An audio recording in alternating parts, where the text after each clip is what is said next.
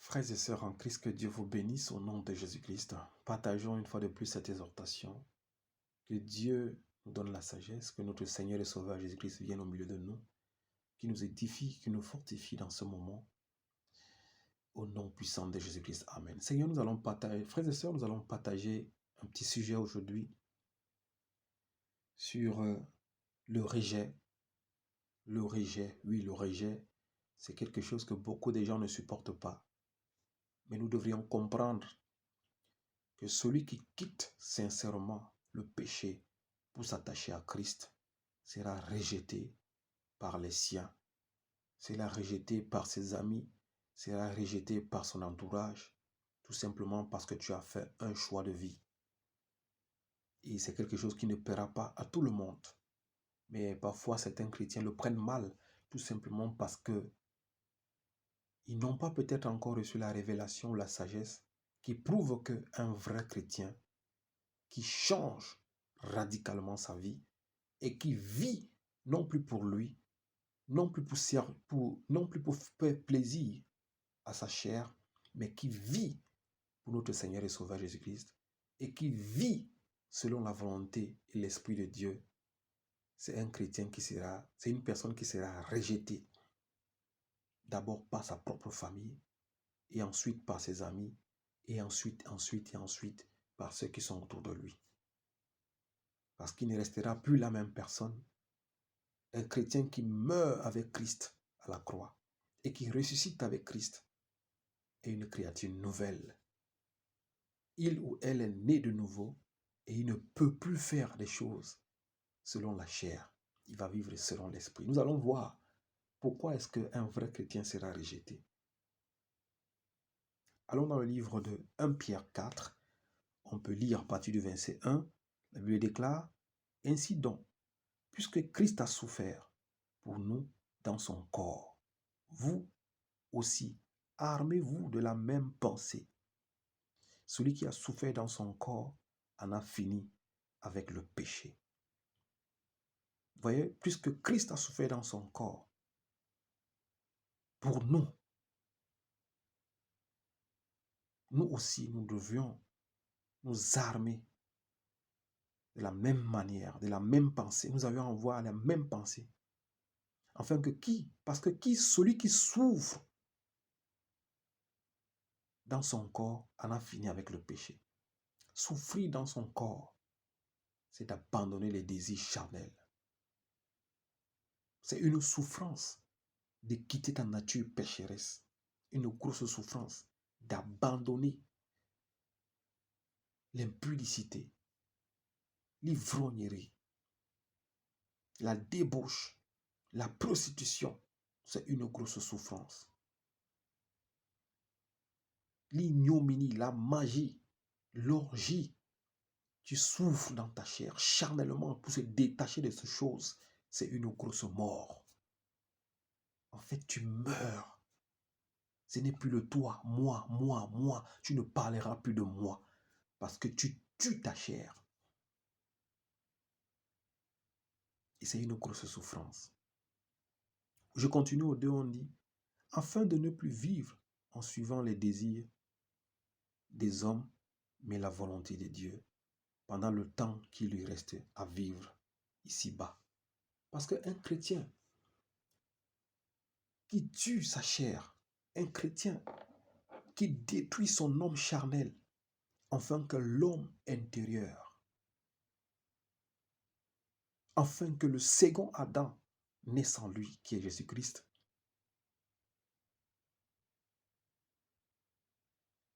C'est une façon, tu combats ta chair, tu combats ton âme, afin de ne plus vivre selon les désirs charnels des hommes, mais de vivre selon la volonté de Dieu pendant le temps qui te reste sur terre. Et ça, c'est un gros sacrifice. Mais ce n'est pas par une volonté humaine qu'on arrive à faire cela, de tuer sa chair, de condamner sa chair, de souffrir dans sa chair et d'abandonner ce corps charnel pour être habité par un corps spirituel. En fait, Tu ne dois plus vivre selon les désirs de ta chair, mais selon la volonté de Dieu, durant toute ta vie sur terre jusqu'à la fin du monde. Et ça, c'est quelque chose, c'est une souffrance qui n'est pas facile pour beaucoup de gens. C'est pour ça que nous voyons certains chrétiens qui prient Dieu, mais charnellement, ils restent charnels. Ils n'ont pas changé de nature. Ils n'ont pas tué leur homme charnel pour être habités par le nouvel homme intérieur qui est le second Adam, notre Seigneur et Sauveur Jésus-Christ. Nous voyons beaucoup de chrétiens qui continuent à satisfaire leur chair. Nous voyons beaucoup de chrétiens qui sont charnels, qui sont voluptueux. Nous voyons beaucoup de chrétiens qui aiment les choses du monde, qui convoitent la richesse, qui s'exhibent et qui s'exposent en longueur de journée pour montrer leur maison, leur voiture aux hommes, pour montrer comment ils s'habillent. Ça, c'est des chrétiens charnels qui n'ont pas encore fini de souffrir dans leur corps, qui n'ont pas encore décidé de détruire cet homme charnel afin d'être habité par l'homme intérieur qui est le second Adam, notre Seigneur et Sauveur Jésus-Christ. Afin de vivre éternellement selon la volonté de l'Esprit. Vivre jusqu'à ici-bas, jusqu'à ce que l'arrivée de notre Seigneur et Sauveur Jésus-Christ. Beaucoup d'entre nous ne sont pas encore séparés de leur homme charnel. Beaucoup d'entre nous vivent encore selon la chair. Je continue la lecture. On dit au 3, c'est déjà bien suffisant d'avoir par le passé accompli la volonté des non-croyants en marchant dans les désordres, les convoitises, l'ivrognerie, les orgies et d'autres breveries, ainsi que dans l'idolâtrie criminelle. C'est déjà bien suffisant d'avoir par le passé accompli la volonté des non-croyants. Dans le passé, beaucoup d'entre nous avons toujours accompli la volonté des non-croyants en marchant dans la débauche, la fornication, l'ivrognerie, la gloutonnerie, la magie, l'orgie, l'idolâtrie. Voilà ce que nous étions, beaucoup d'entre nous. La prostitution, le vol, le mensonge, l'adultère et tout ce que je n'ai pas pu citer. Voilà ce qu'étions nous, beaucoup d'entre nous hier. Mais beaucoup d'entre nous avant le faisions pour satisfaire la volonté de nos frères, de nos sœurs, de nos amis païens qui ne croyaient pas. C'est pour ça que la Bible dit ici, c'est déjà bien suffisant d'avoir par le passé accompli la volonté des non-croyants. Tout simplement parce que nous voulons être comme les autres, on voulait faire comme les autres, on accomplissait des choses qu'il ne fallait pas accomplir. Mais la Bible dit ici, au 3, c'est déjà bien assez d'avoir fait cela. Nous avions marché dans toutes ces choses. L'ivrognerie. Mais aujourd'hui où nous avions décidé de ne plus vivre suivant les désirs des hommes, mais de vivre selon la volonté de Dieu pendant le temps qui nous reste sur terre, mon frère, ma soeur, je te dis, à partir de ce jour, tu es rejeté par tes amis, tu es rejeté par ta famille, tu es rejeté par tes frères, tu es rejeté même par ta femme ou par ton mari. Tout simplement parce que tu ne veux plus satisfaire. Tu ne veux plus accomplir la volonté des païens et des pécheurs. Tu ne veux plus marcher dans l'ivrognerie comme tu marchais avec tes amis avant. Tu ne veux plus marcher dans l'orgie, la magie. Tu ne veux plus vivre dans la fornication, l'adultère. Et tu deviens un étranger pour tes frères, pour tes sœurs, pour ta femme, pour ton mari, pour ceux qui sont autour de toi. beaucoup vont se demander, qu'est-ce qu'il veut nous montrer? Il croit quoi? Que c'est lui seul qui croit? Il pense que quoi? D'autres vont se demander, est-ce qu'il est même un homme encore? Est-ce qu'il est une femme encore? Est-ce que des questions vont se poser? Il y en aura qui vont te juger, qui vont te pointer du doigt. Il y en aura qui vont te rejeter. Il y en aura qui ne vont plus te parler. Tout simplement parce que tu as décidé de ne plus vivre pour faire plaisir à un homme, ni à ta chair, mais tu as décidé de vivre selon la volonté de Dieu pendant le temps qui te reste sur terre. C'est pour cela que beaucoup de gens vont te rejeter. Quand tu parles de Dieu, on dit, mais de quel Dieu parles-tu? Ce Dieu qu'on ne voit jamais.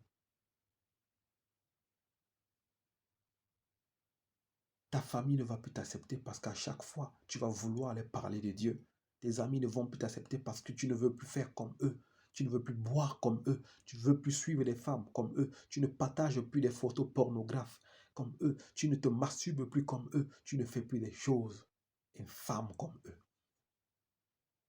Voilà les difficultés que beaucoup de chrétiens rencontrent aujourd'hui. Et beaucoup finissent par succomber et retourner dans ce qu'ils avaient vomi. Tout simplement parce que il voulait garder l'amour de ceux qui étaient autour de lui. Mais, mon frère, la Bible dit, si tu quittes ta famille, si tu quittes les choses de ce monde, si tu quittes ta maison, tu abandonnes tout pour le Seigneur Jésus-Christ. Même avant que tu n'ailles pour l'éternité, le Seigneur Jésus-Christ te donnera tout ce que tu as abandonné pour le suivre. Il y a cette histoire de ce jeune qui avait voulu suivre le Seigneur Jésus-Christ. Le Seigneur Jésus-Christ lui a dit, viens avec moi. Il a dit, Seigneur, laisse-moi enterrer mon père. Le Seigneur lui a dit, laisse les morts enterrer les morts. Mon frère, la christianité est un choix de vie. Si tu choisis suivre le Seigneur Jésus-Christ, marcher selon sa volonté ou selon l'Esprit de Dieu, tu dois abandonner beaucoup de gens et beaucoup de gens vont t'abandonner. Tu dois être prêt parce qu'il y aura un changement brusque dans ta vie. Il y aura beaucoup qui vont te quitter, mais ceux qui vont te quitter, c'est des gens qui n'étaient pas destinés à être avec toi. Et la Bible déclare, même si le monde t'abandonne, Christ ne t'abandonnera jamais. Lui seul est capable de te donner de nouveaux amis, une nouvelle famille, afin que tu puisses vivre ta christianité dans la paix jusqu'à la fin du monde ici-bas.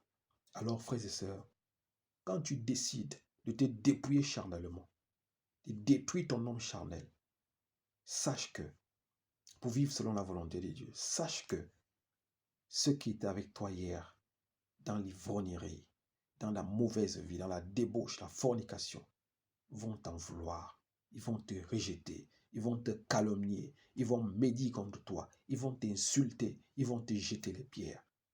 Mais je te dis, sois calme, car c'est à Dieu qu'appartient la vengeance et la rétribution. Lui, il combattra pour toi et il t'approuvera devant tes hommes, devant ses femmes, devant ses amis, devant ta famille qui te rejette, au nom de Jésus-Christ.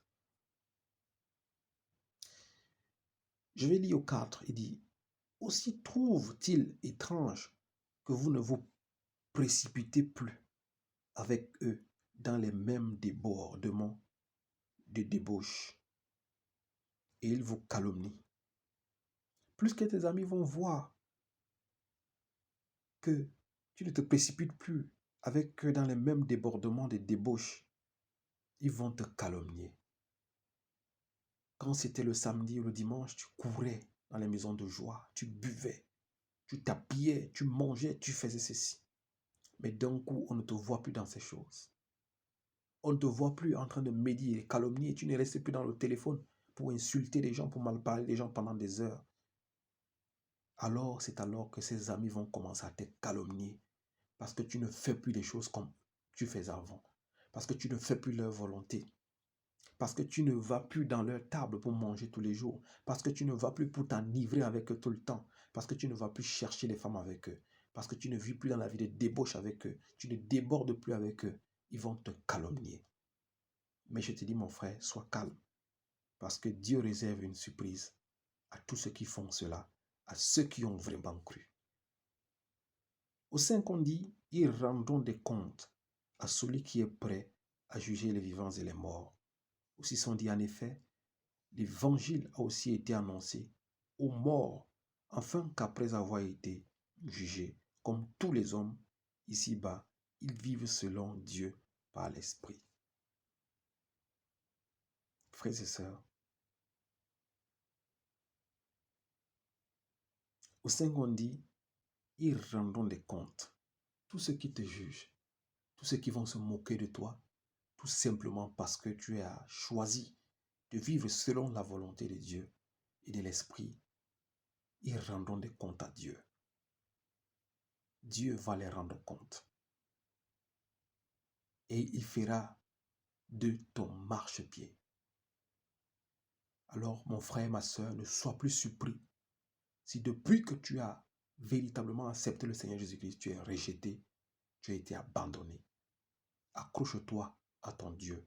Ne regarde pas ce que tu as quitté, ce que tu as abandonné. Dieu te le donnera ici-bas avant que tu ne partes et en éternité. Que Dieu vous fortifie, frères et sœurs, dans votre marche et votre vie chrétienne. La vie chrétienne est une vie qu'il faut adopter. La Bible déclare, le péché est devant ta porte comme un tapis, mais je t'ai donné la force de dominer sur lui. Ne rentrez plus dans vos anciennes vies, car en Christ nous avions la vie meilleure. Nous avions une vie de qualité. Hier, nous étions des débauchés, des ivrognes, des prostituées, des voleurs, des calomniateurs, des médisants. Mais aujourd'hui, Jésus-Christ nous a fait des princes. Il a fait de nous aujourd'hui des héritiers. Il a fait de nous aujourd'hui ses disciples. Vivons la christianité dans la paix et dans la joie de notre Seigneur et Sauveur Jésus-Christ. Que ceux qui nous rejettent, ils reviendront un jour nous dire qui est ce Dieu que vous priez, afin que moi aussi je prie. Ce même Dieu. C'est par nos comportements, c'est par nos agissements que nous pourrons gagner leur cœur au nom de Jésus-Christ. Que Dieu vous bénisse, frères et sœurs. Merci.